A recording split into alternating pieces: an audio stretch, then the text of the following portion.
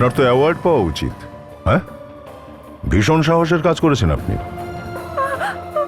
আপনি স্বামীকে খুন করেছেন। আরে বাহ।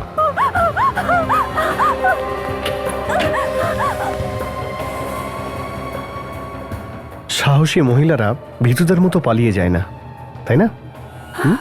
পাপ যতই লুকোতে চেষ্টা করো, একদিন না একদিন সেটা বেরিয়ে পড়বেই, যেমন তোমার মুখ থেকে বেরোলো। আরে তাড়াতাড়ি হাত চালাও।